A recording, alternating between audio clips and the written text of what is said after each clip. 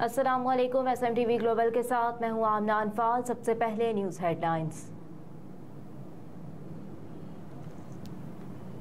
साबिक वज़ीर-ए-आज़म नवाज शरीफ लंदन से सऊदी अरब पहुंच गए। जद्दा में उनका इस्तकबाल किया गया। पाकिस्तान मुस्लिम लीग नून के सरबराह साबिक वज़ीर-ए-आज़म नवाज शरीफ वतन वापस आने के लिए लंदन से सऊदी अरब पहुंच गए। साबिक वज़ीर-ए-आज़म नवाज शरीफ ने अपने रुफ़का के हमरा सऊदी एयरलाइन की परवाज़ SV 116 से जद्दा का सफ़र किया। परवाज़ लंदन के हेथरो एयरपोर्ट से रवाना हुई। सऊदी एयरलाइन की परवाज़ 4750 किलोमीटर से ज़ायद का सफ़र 5 घंटे 27 मिनट में तय करके मकामी वक्त के मुताबिक रात 12 बजे जद्दा इंटरनेशनल एयरपोर्ट पर पहुंची। सऊदी एयरलाइन ने इस परवाज़ के लिए महज 3 साल पुराना बोइंग 787 ड्रीम लाइन्स जदीद तैयारा इस्तेमाल किया। जद्दा इंटरनेशनल एयरपोर्ट पर नवाज शरीफ का वालेहाना इस्तकबाल किया गया। नवाज शरीफ सऊदी अरब में कुछ दिन क़याम के बाद दुबई पहुंचेंगे, जहां से 21 अक्टूबर को खुसूसी तैयारे में पाकिस्तान पहुंचेंगे। जबकि सऊदी अरब रवानगी के लिए नवाज शरीफ लंदन की एवनफील्ड रिहाइशगाह से हेथरो एयरपोर्ट पहुंचे थे, जहां Pakistani high commissioner doctor Mohammad Faisal ने नवाज शरीफ का इस्तकबाल किया।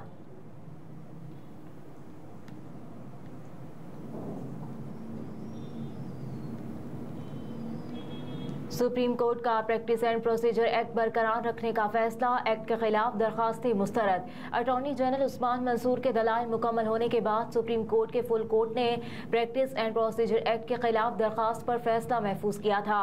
चीफ जस्टिस काजी फाइज ईसा ने फैसला सुनाते हुए कहा कि ताखीर के लिए माजरत चाहते हैं कि मामला बहुत तकनीकी था। पहले आज का हुक्मनामा पढ़कर सुनाऊंगा।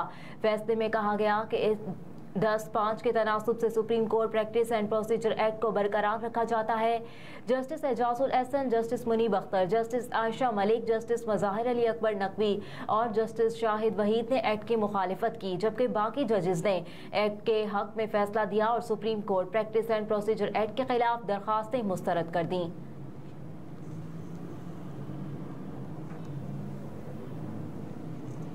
फजलुर रहमान की शहबाज शरीफ से मुलाकात। बहरानों से मिलकर निमटने पर इत्तेफाक।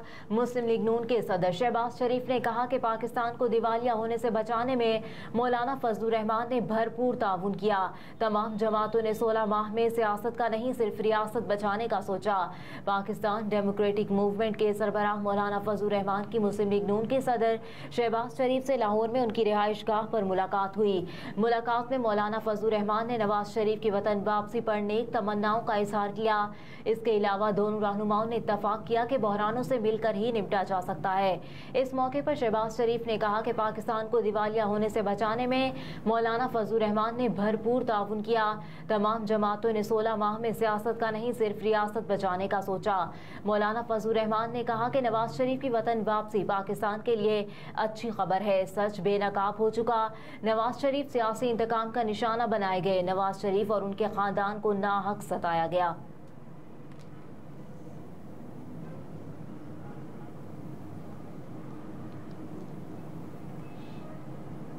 चेयरमैन तहरीक इंसाफ का साइफर केस की कार्रवाई रुकवाने के लिए अदालत से रुजू। चेयरमैन तहरीक इंसाफ की जानिब से लतीफ खोसा के जरिए इस्लामाबाद हाई कोर्ट में मुतफरिक दरखास्त दायर कर दी गई। दरखास्त में कहा गया कि 17 अक्टूबर को ट्रायल कोर्ट ने फर्द जुर्म आयद करने के लिए केस रखा हुआ है। साइफर केस की ट्रायल कोर्ट की कार्रवाई पर हुक्म इम्तना दिया जाए।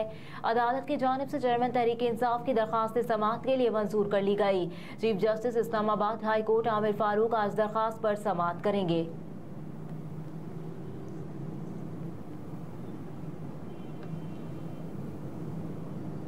कच्चे के डाकुओं ने चौकी पर हमला करके SHO समेत पूरी पुलिस टीम अगवा कर ली। पुलिस के मुताबिक डाकुओं ने खानपुर के कच्चे के इलाके कोट शाहू में पुलिस चौकी पर हमला किया और चौकी में मौजूद तमाम अहलकारों को अगवा कर लिया।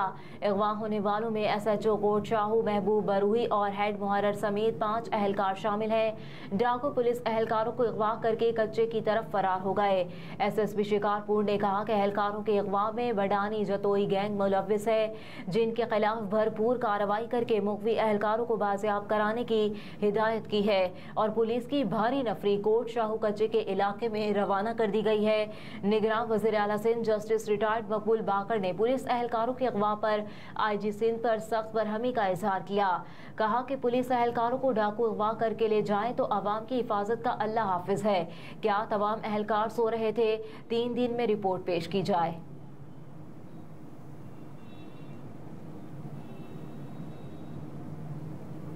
काबीना ने सुहेल नासिर को डिप्टी चेयरमैन नैब लगाने की मंजूरी दे दी। इस्लामाबाद में निगरान वज़ीर आज़म की ज़ेर सदारत विफाकी काबीना का इजलास हुआ, जिसमें काबीना की इक्तिसादी राब्ता कमेटी के 3 अक्टूबर के फैसले की तौसीक की गई।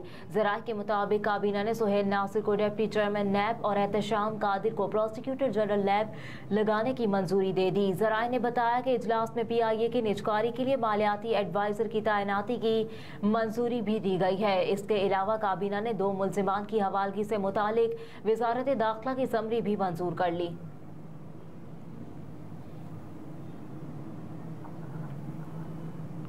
गज़ा पर इसराइली बर्बरियत में अक़वाम मुत्तहिदा के 9 मुलाज़मीन हलाक। गैर मुल्की मीडिया के मुताबिक गज़ा के इलाके खान यूनस में घर पर बमबारी की गई, जिसके सबब 7 लाशें बरामद हुई, जबकि पनाह गुज़ीर कैंप में इमारत तबाह होने से मज़ीद 7 लाशें बरामद हुई और दर्जनों अफराद जख्मी हुए। मीडिया रिपोर्ट्स के मुताबिक इसराइली बमबारी में शहीद फ़लस्तीनियों की तादाद 1100 से बढ़ गई और अस्पतालों में तिब्बी सामान भी कम पड़ने लगा, जबकि पूरे गज़ा की बिजली बंद किए जाने से 20 लाख से ज़ायद शहरियों को दुश्वारी का सामना है और ग़िज़ाई किल्लत भी पैदा हो गई। दूसरी जानिब ईरान के सदर इब्राहिम रईसी ने सऊदी वलीअहद शहजादा मोहम्मद बिन सलमान से पहला टेलीफोनिक राब्ता किया, जिसमें दोनों ने इत्तफाक किया कि फ़लस्तीनियों के खिलाफ जंगी जराइम ख़त्म होने चाहिए।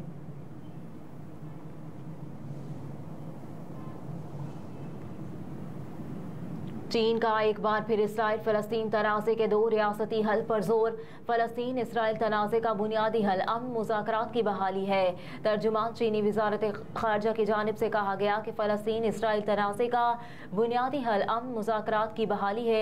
चीन ने एक बार फिर इसराइल फ़लस्तीन तनाज़े के 2 रियासती हल पर जोर दिया है।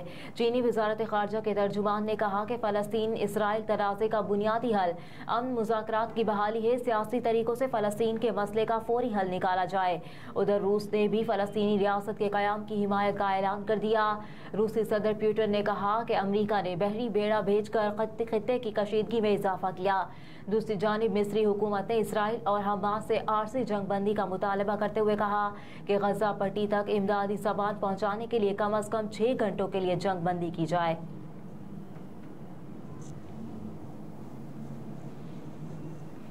अरब लीग इजलास इसराइल हमास जंगबंदी के लिए आलमी बरादरी से कार्रवाई का मुतालबा। काहिरा में इसराइल और हमास के दरमियान जंग पर होने वाले अरब लीग के इजलास में जंगबंदी के लिए आलमी बरादरी से फौरी कार्रवाई का मुतालबा किया गया है। इसराइल और हमास के दरमियान जंग पर अरब लीग के इजलास का मुश्तरका एलामिया जारी कर दिया गया। एलामिया के मुताबिक दौरान इजलास अरब वज़राए ख़ारजा ने गज़ा में कशीदगी और बिगड़ती सूरत हाल का जायजा लिया और इसराइल की जानिब से फ़लस्तीनी शहरियों को निशाना बनाए किए जाने की मज़म्मत की।